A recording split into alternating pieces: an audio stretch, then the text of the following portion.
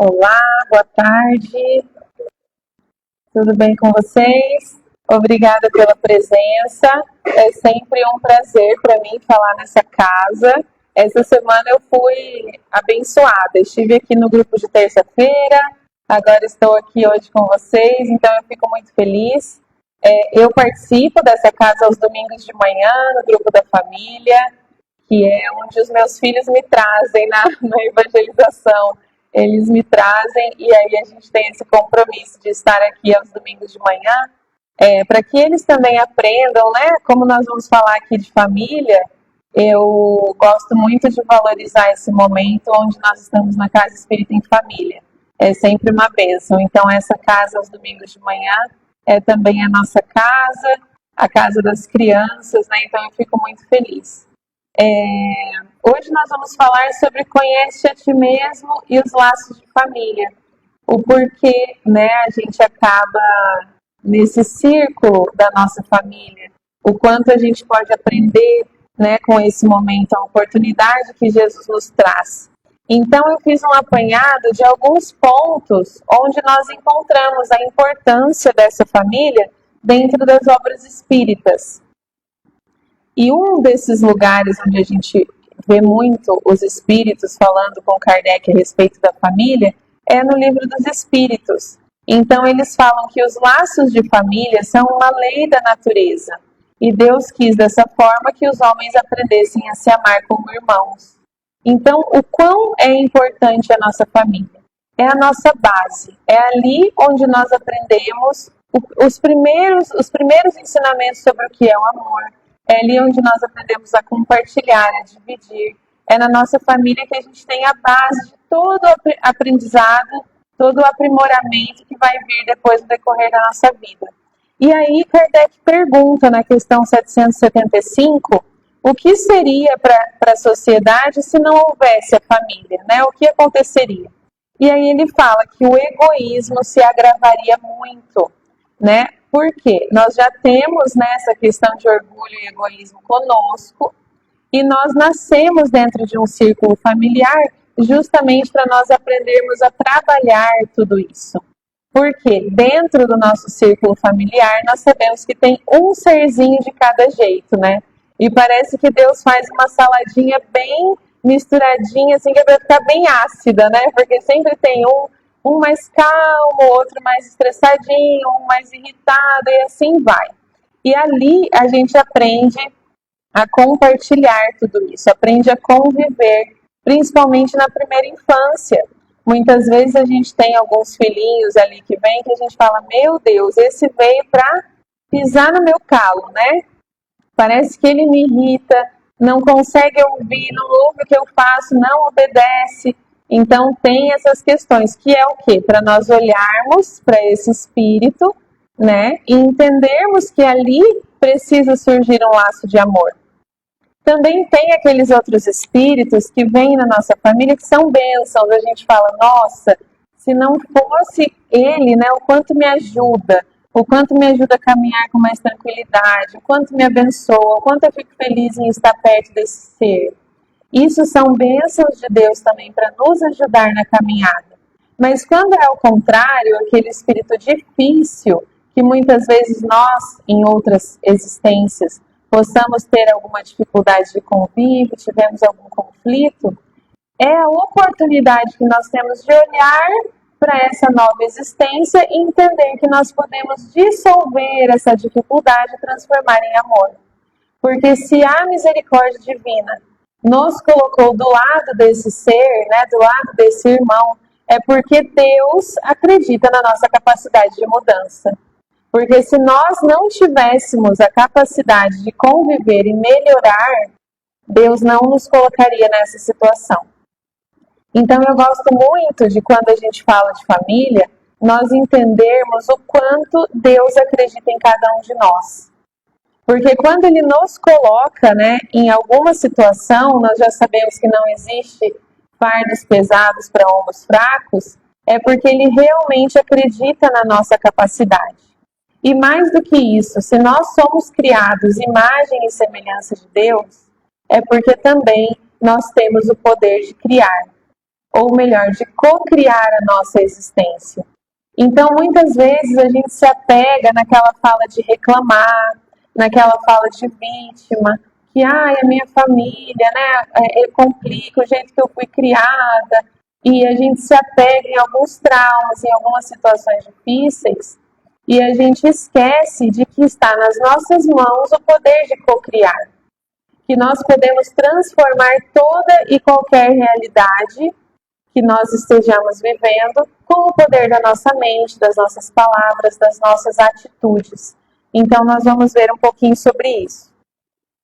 Nesse livro, que inclusive foi o tema da minha palestra aqui na terça-feira, esse livro se chama Jesus no Lar. Eu tenho feito algumas palestras a respeito dele, porque é um livro muito importante dentro da obra espírita.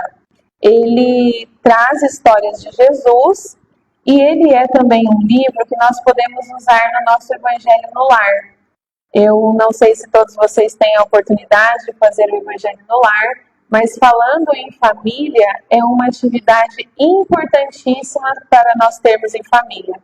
Porque o Evangelho no Lar é aquele momento onde nós nos reunimos com os nossos familiares para fazer uma oração e para ler um pedacinho do Evangelho, né? Então, nesse momento, nós chamamos a espiritualidade do bem para que possa energizar a nossa casa, cuidar da nossa casa, de todos os moradores ali presentes. E também é um momento de nós termos tempo de qualidade em família. Porque muitas vezes, nessa vida corrida em que nós vivemos, está todo mundo nos seus quartos, no celular.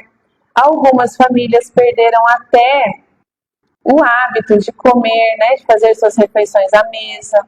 Cada um come em horários diferentes, cada um está vivendo o seu corre, não é isso?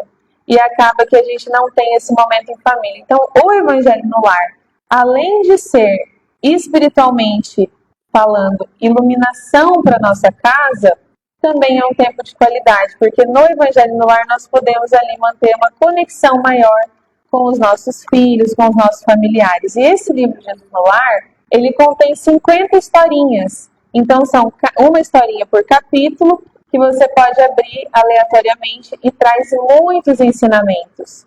E aí, em uma dessas histórias, Jesus fala que se não aprendermos a viver em paz entre quatro paredes, como aguardar a harmonia das nações? Se não nos habituamos a amar o irmão mais próximo, associado na nossa luta de cada dia, como respeitar o eterno Pai que parece tão distante? Então, nós acreditamos em Jesus, nós amamos a Deus, mas achamos que fazemos isso, mas na verdade não conseguimos conviver com o nosso irmão que está ali na nossa casa. Às vezes é o nosso pai ou a nossa mãe, que a gente tem um desconforto muito grande, às vezes é com o marido, com a esposa, com os filhos. Então Jesus nos faz esse questionamento.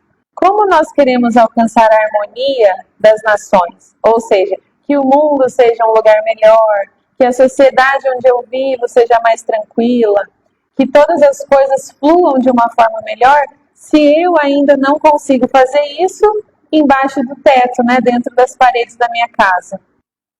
Então, essa reflexão nos faz pensar, será que eu não preciso começar dentro da minha família? Será que não é hora de eu querer a harmonia primeiro dentro do meu lar, entendendo as pessoas que Deus colocou no meu caminho, para que eu possa aprimorar os meus conhecimentos, para que eu possa evoluir, ajudar o outro a evoluir em caso de ser um espírito com dificuldade, evoluir junto com alguém, tendo inspiração em outra pessoa. Então, essa reflexão é muito importante, porque se nós queremos honrar a Deus e respeitar a Deus, precisamos primeiro começar com quem está ao nosso lado. E aí, a gente pergunta assim, ok, então eu sei que eu tenho que amar os meus familiares, na teoria é muito bacana, porque aqui na casa espírita nós somos uma pessoa, de repente no nosso trabalho nós somos outra pessoa. Aí para os nossos amigos, talvez nós sejamos pessoas calmas, tranquilas, ou sorridentes, simpáticas, mas a gente sempre comenta, meu marido está aqui, eu sempre falo com ele, só ele sabe realmente quem eu sou, porque é quem come o sal comigo, e vice-versa. Então, dentro da nossa casa, é que a gente mostra quem a gente realmente é, né? As nossas garrinhas, a gente pode relaxar e ser quem nós realmente somos. E aí a gente mostra os nossos defeitos, mostra também as nossas qualidades. Então, é dentro da nossa casa que tudo começa.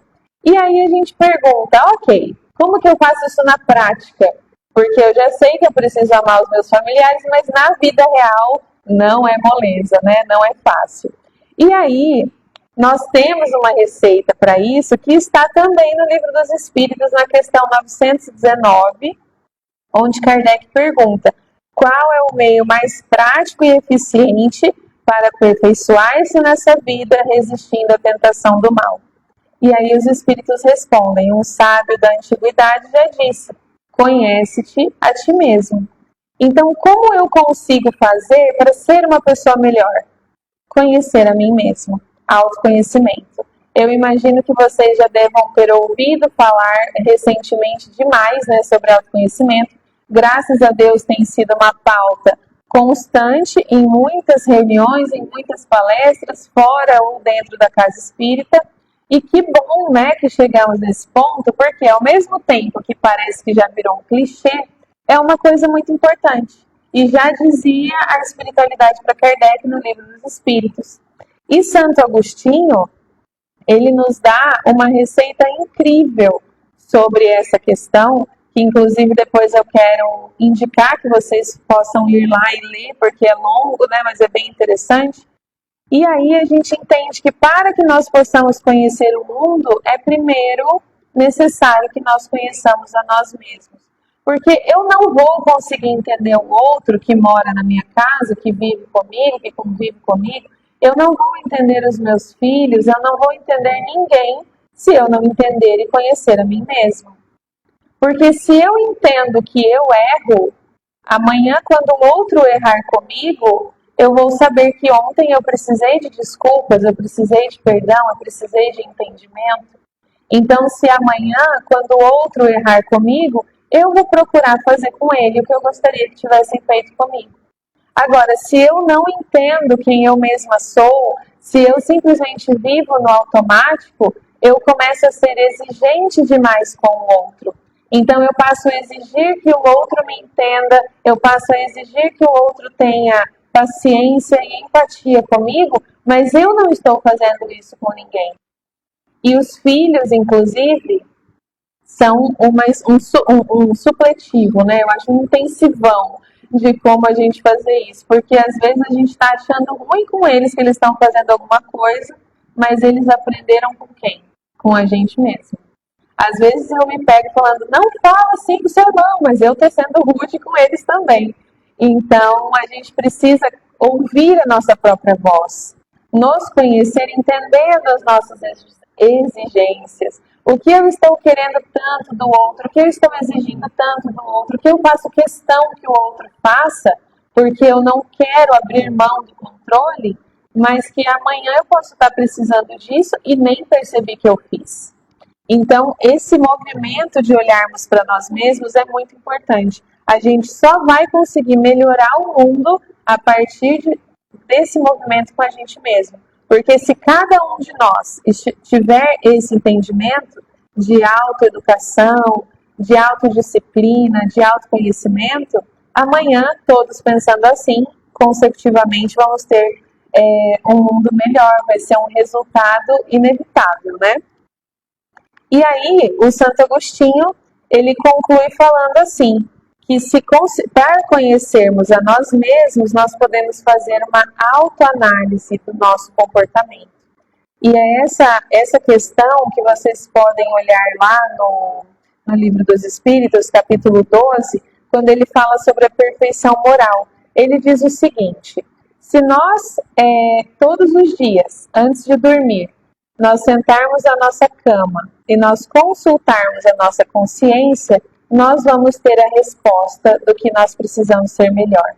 Enquanto essa resposta não vem, nós todos sabemos que temos o nosso mentor espiritual, que está sempre ao nosso lado, como a gente aprendeu desde criança, o nosso anjinho da guarda, e ele está ali tentando, todos os minutos da nossa existência, nos colocar intuições positivas, né? Amparar o nosso caminho.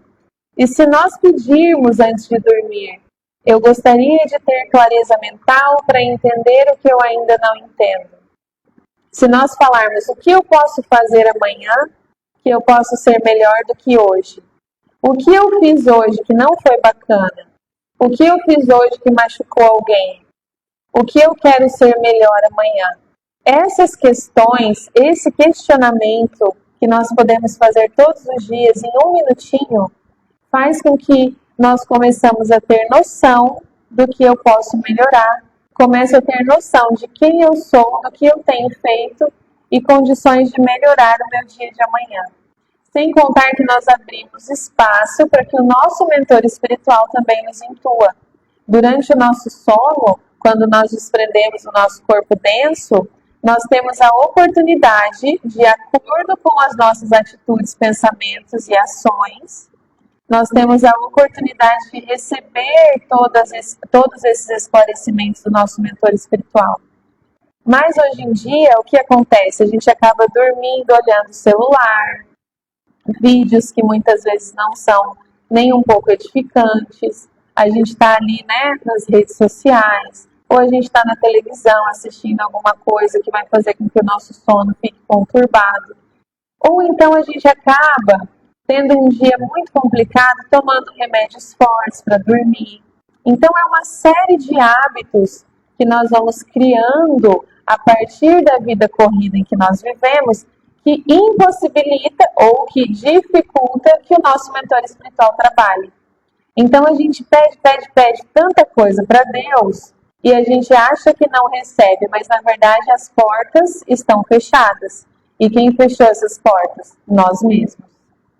Então é muito importante nós termos essa noção de que o que eu posso fazer, o que eu posso mudar para que eu também facilite a vida do mentor espiritual, porque coitado, né?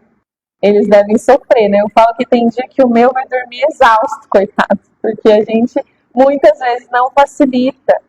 E não é muitas vezes por maldade, é porque a gente age no inconsciente, no automático, né?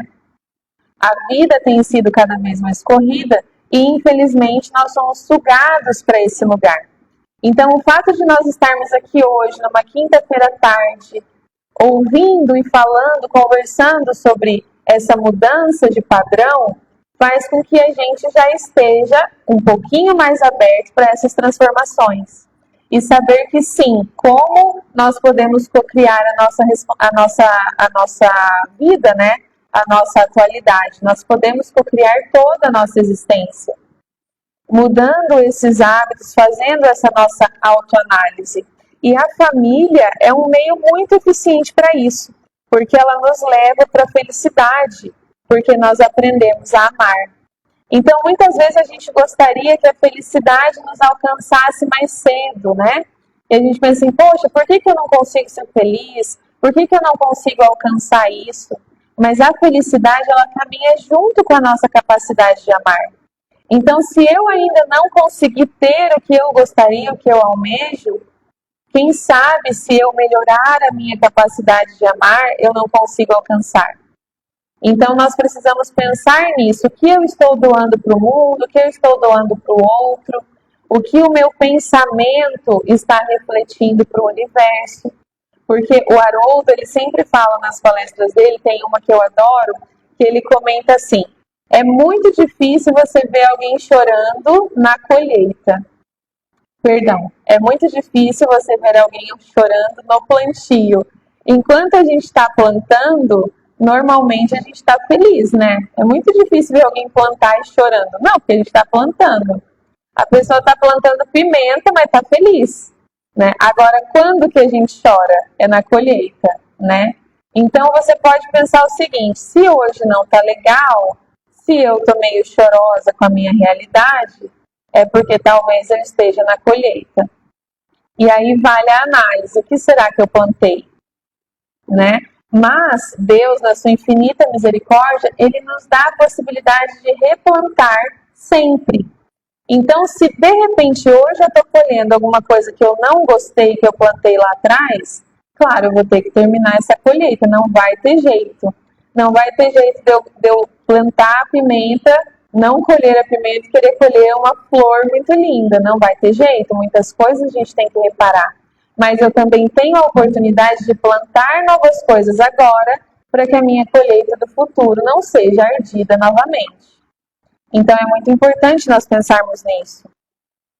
E aí existem duas perguntas que eu gosto muito, porque às vezes a quantidade de perguntas, né? Eu sempre trago algum questionamento nas minhas palestras. Eu gosto muito de pensar que Jesus, quando ele ia conversar com os apóstolos, os discípulos, os seguidores naquela época, ele sempre fazia muitas perguntas. Mas se nós pararmos para pensar, vocês acham que Jesus não sabia de todas as respostas? Às vezes ele perguntava coisas que com certeza ele já sabia.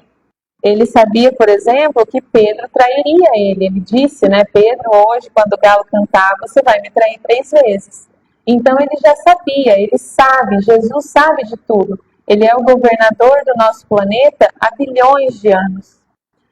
Mas Jesus pergunta por quê, então? Não é porque ele precisa da resposta. A resposta, normalmente, quem precisa somos nós mesmos.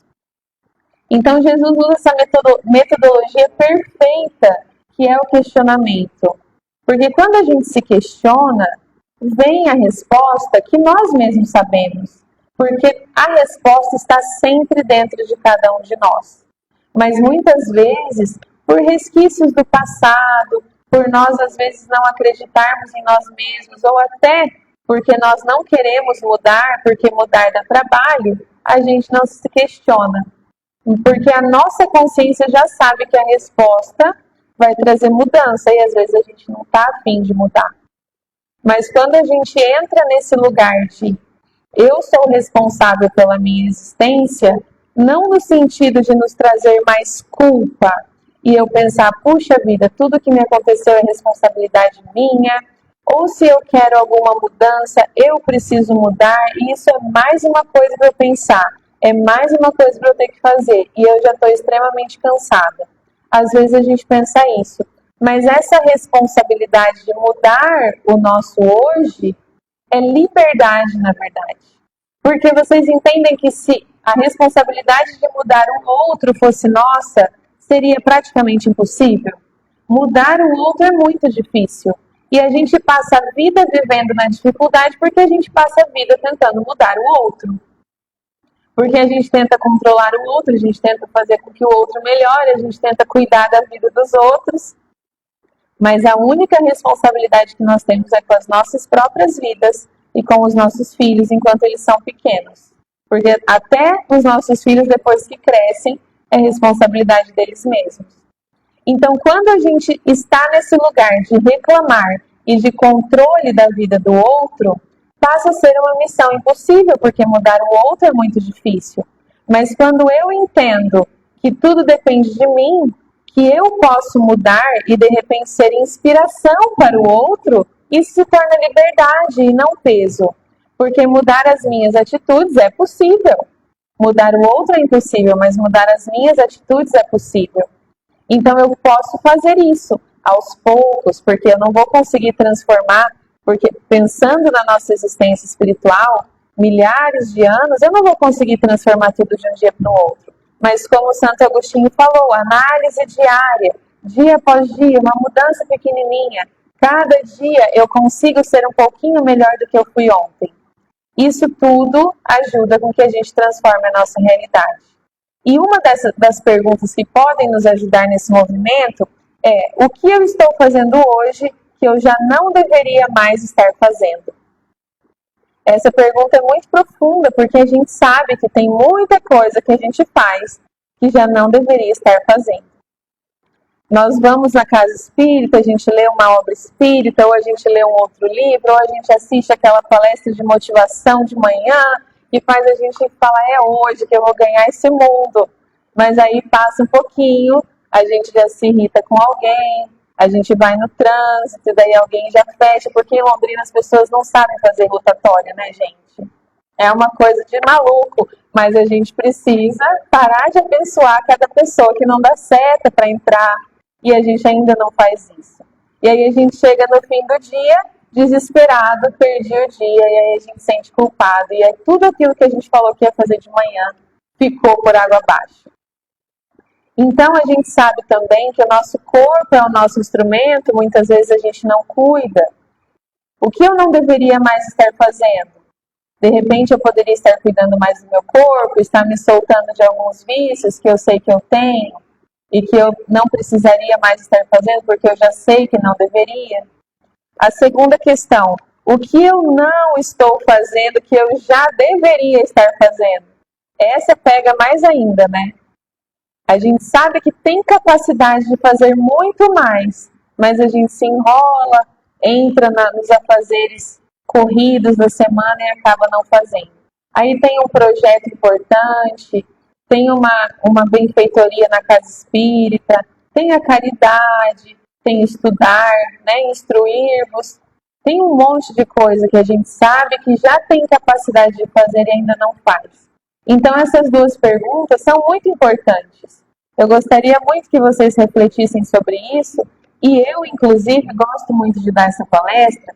Inclusive, essa palestra era para eu ter dado nesse grupo ano passado, mas por intercorrências da vida, estamos aqui hoje. E já fazia um tempinho que eu não dava essa palestra. Eu pensei comigo, vai ser bom, porque os ouvidos que ouvem, os primeiros que ouvem são os meus. E vocês podem cansar de mim, embora de fininho, agora eu tenho que ficar aqui até o fim. Então é muito importante nós falarmos sobre isso, porque esse questionamento não é uma coisa que a gente faz uma vez e a gente aprende. Eu estudei para fazer essa palestra, eu já falei ela várias vezes, mas sempre esse questionamento bate, porque ainda não conseguimos colocar em prática tudo que sabemos. Mas aos pouquinhos nós podemos fazer essas mudanças. Então fazer essas perguntas diariamente nos aproxima do autoconhecimento, nos aproxima de sermos um pouco melhor. E aí aqui eu gosto muito dessa figurinha, porque vocês veem que o rinoceronte está pintando uma tela e todas as telas que ele pinta tem o que na frente dele? O próprio chifre. O que isso quer dizer? Que nós vemos o mundo, né? Nós vemos as coisas não como elas são, nós vemos como nós somos. Então, muitas vezes, a lente que nós colocamos para olhar o mundo, o mundo difícil, ó céus, ó Deus, ó vida complicada, porque o mundo está indo cada vez para o pior, porque essa geração atual não sei o que vai ser do futuro, e a gente reclama e acha que o mundo está sempre indo de mal a pior. Mas por quê? Porque é a nossa lente. Tem uma historinha que eu sempre conto quando eu vejo esse rinoceronte, que é a história de um casal que eles sempre tomavam café da manhã juntos e eles tinham uma janela grande de vidro na casa deles. E aí a mulher levantava, sentava na mesa, olhava pela janela e via a roupa da vizinha estendida no varal. E ela olhava a roupa da vizinha e falava com o marido, mas que vizinha mais porca, que a roupa dela é toda amarela e esses lençóis são tudo encardidos. E ela reclamava todos os dias. E eles acordavam, tomavam café e ela já ia olhar a roupa da vizinha encardida no varal. Um belo dia, o marido acordou mais cedo, foi lá e limpou todo o vidro, lavou tudo, deixou tudo arrumadinho. Quando a mulher acordou e sentou, foi olhar a roupa da vizinha, ela falou, até que enfim, essa fulana resolveu limpar a roupa dela. Hoje sim, tá branquinha, tudo que ela estendeu. E aí o marido falou, fui eu que limpei as nossas janelas. E a gente faz isso, né, gente?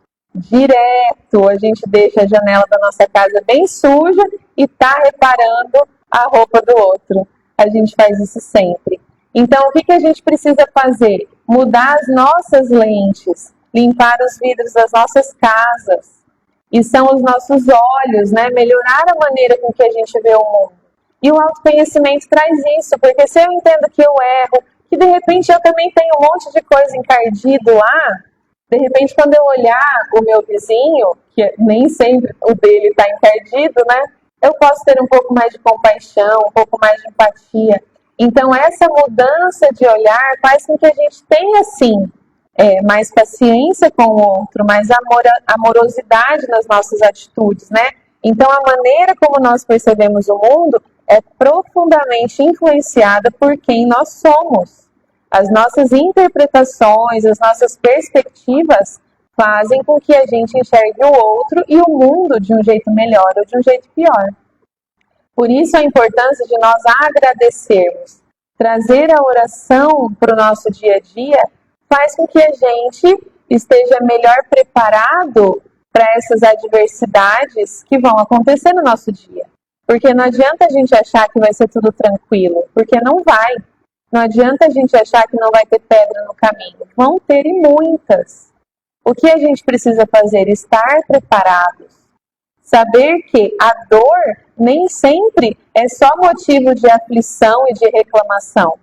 Nós precisamos da dor para evoluir. Ainda estamos nesse momento de evolução, onde, se fosse só por amor, a gente nem aqui estava. Porque se a nossa vida tivesse muito perfeitinha e a gente estivesse voando do jeito que a gente gostaria, talvez nós não estaríamos aqui aprendendo hoje.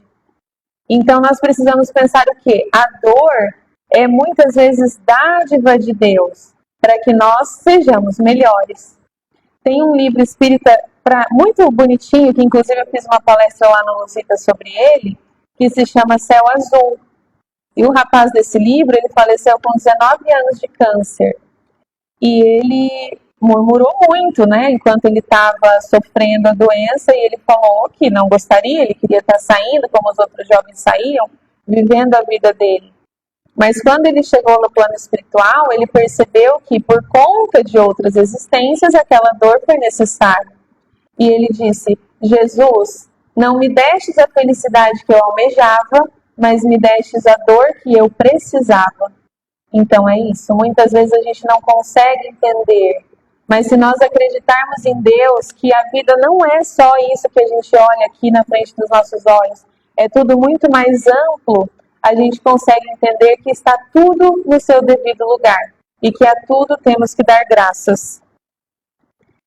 Eu vou falar muito rapidamente sobre isso, que também nos ajuda a trazer muito autoconhecimento, que é olhar para o nosso relacionamento familiar com os nossos pais, para que nós possamos estar mais livres para olhar para o relacionamento com os nossos filhos.